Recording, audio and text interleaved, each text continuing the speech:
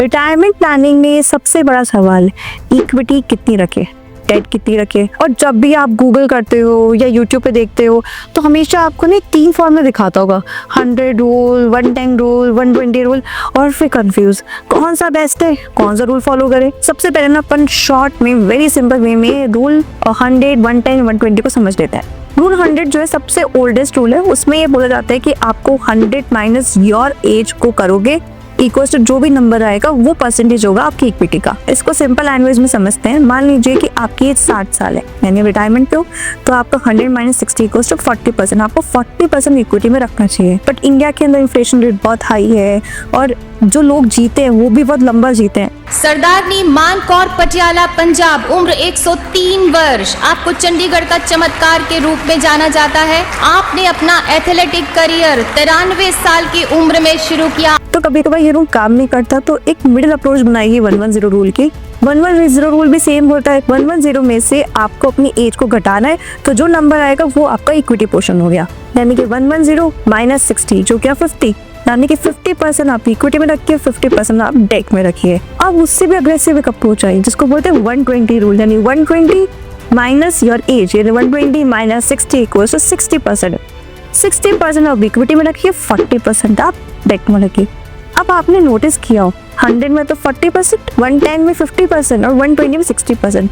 धीरे धीरे करके जो अप्रोच है ना वो अग्रेसिव हो रही है, यानी इक्विटी पोर्शन बढ़ता जा रहा है। अब आपको कंफ्यूजन होगा कि कितना रखूं। ये तो समझ में आ गया बस 40 से 60% के बीच में रखना चाहिए, पर कितना रखना चाहिए, या तो मिडिल कर लो 50%, या फिर मेरे लिए कौन सा बेस्ट रहेगा, ये समझना जरूरी है। और अगर आपको इन रूल्स को 100, 110, 120 को डिटेल में समझना है तो हमने ऑलरेडी लॉन्ग वीडियोस बना रखी है।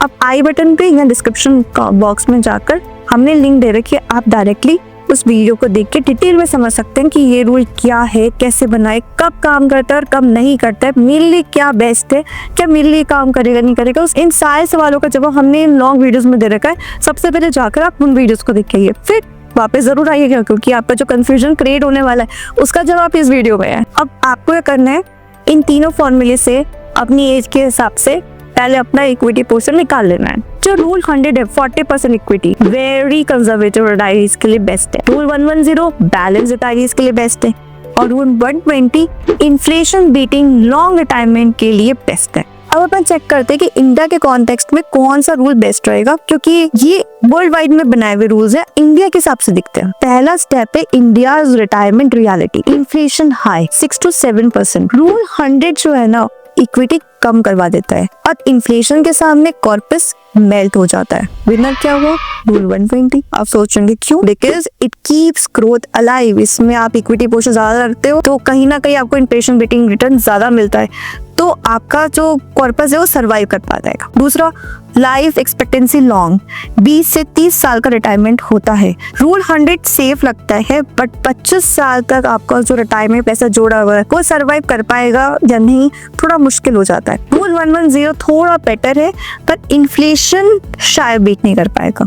अगर हम चाहें तो रूल 120 की तरफ जा सकते हैं, क्योंकि वो लॉन्ग रिटायरमेंट के लिए बेस्ट है, फास्ट कंपाउंडिंग देता है। देखो थोड़ा सा ना मैं जो बोलने वाली हूँ आपको शायद सही भी लग सकता है, बट आपको प्रैक्टिकली की लाइफ को देखकर डिसीजंस लेने हैं। अब आपको पता है कि आपकी बहुत हेल्दी लाइफस्टाइल है, आप फिट एंड फाइन है, और आपको लगता है कि आपकी जो लाइफ स्पेन है, यानी कि जो जिंदगी जीने वाले चांसेस है कि वो लंबी होगी। अगर आपकी लाइफ लंबी होगी, मान लीजिए 30 साल से ऊपर है, 25 से 30 साल तो कम से कम है, तो जो रूल 100 है ना वो शायद काम नहीं करेगा आपके लिए। क्यों, क्योंकि जो रूल 100 है उसमें इक्विटी पोर्शन बहुत कम है, तो आपने जो पैसा जोड़ा है ना उसकी जो ग्रोथ है वो कम होगी। वहीं आप 110 लेते हैं रूल 110, वो कहीं ना कहीं काम कर भी जाएगा। लेकिन रूल 120 तो बेस्ट है आपके लिए, क्योंकि लॉन्ग रन में ये आपके जो फंड है उसको कंटिन्यू ग्रोथ देता रहेगा, कंपाउंडिंग का भी मैजिक मिलेगा, तो आपका जो आपने पैसा जोड़ा है ना वो 25-30 साल से भी ज्यादा तक टिक सकता है। तो इंडिया के हिसाब से सोचा जाए तो रूल 120 बेस्ट है। पर आपको पता है कि आपको सीवियर हार्ट प्रॉब्लम है, किडनी इश्यूज है, क्रॉनिक डिजीज हो गई है, जिसके कारण आपकी जो लाइफ एक्सपेक्टेंसी है वो कम है, तो आपको रूल 100 भी चल जाएगा। बट अगर आप बिल्कुल सही हो और आपको ठीक लगता है तो आप रूल 120 पर जा सकते हैं। मैं इतने प्रैक्टिकल सिनेरियोस में बात करूँ, शायद ब्लंट लग सकता है आपको, बट ये प्रैक्टिकल है। अब चलते हैं पॉइंट नंबर 3, जो कि मेडिकल इन्फ्लेशन 12 to 15%। इंडिया में सबसे बड़ा स्पेंडिंग जो रिटायरमेंट के बाद होता है वो होता है मेडिकल कॉस्ट, और रूल 100 बिल्कुल इस रूल को इग्नोर कर देता है कि जो 12 से 15% की रेट से हर साल ग्रो कर रहा है एक्सपेंस। रूल 110 थोड़ा एडजस्ट करता है, लेकिन जो रूल 120 और मेडिकल इन्फ्लेशन को कहीं ना कहीं रियलिस्टिक समझते हुए वो उसके जो खर्चे हैं उसको मीट अप करने में हेल्प करता है, क्योंकि पोर्टफोलियो में ग्रोथ हाई होती है रूल 120 के अंदर। तो इस केस में रूल 120 हायर हुआ। बट अगेन जो मैंने डिस्कस किया था, अगर आप बिल्कुल फिट एंड फाइन है, आपको लगता है कि मेडिकल कॉस्ट बहुत कम है, तो फिर आप रूल 100 या 110 में जा सकते हैं।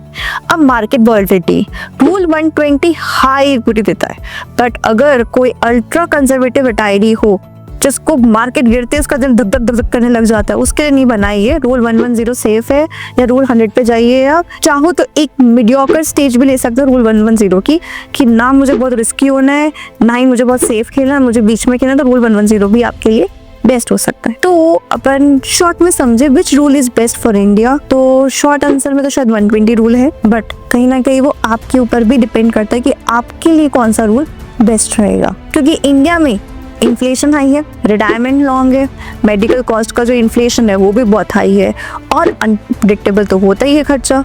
तो हमें ग्रोथ भी चाहिए ही चाहिए। अब ग्रोथ चाहे 100 से है, 110 से है, 120 से है, इक्विटी में तो रखना ही पड़ेगा, बट कितना रखना है वो आपके रिस्क एपेटाइट पे भी डिपेंड करता है। रूल 110 जो है वो बैलेंस देता है, बट इन्फ्लेशन को फुल्ली बीट नहीं कर पाता।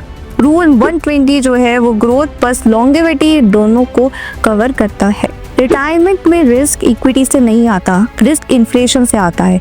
इसीलिए इंडिया में रूल 120 ही रूल होता है, जो आपका पैसा सिर्फ सेफ नहीं सस्टेन भी रखता है। रूल 120 में feel bold, but in India bold is practical. अगर आप मेरी बात से कनेक्ट कर पाए तो प्लीज़ कमेंट बॉक्स में लिखिए, ताकि मुझे मोटिवेशन मिलेगा। और अगर आपको लगता है कि नहीं हर्षिता मुझे यहाँ हर्डल आ रही है आप जो बोल रहे हैं, तो प्लीज़ वो भी कमेंट बॉक्स में बताइए, हम कोशिश करेंगे कि हम उसको रिप्लाई कर पाए। तब तक के लिए हैप्पी रिटायरमेंट।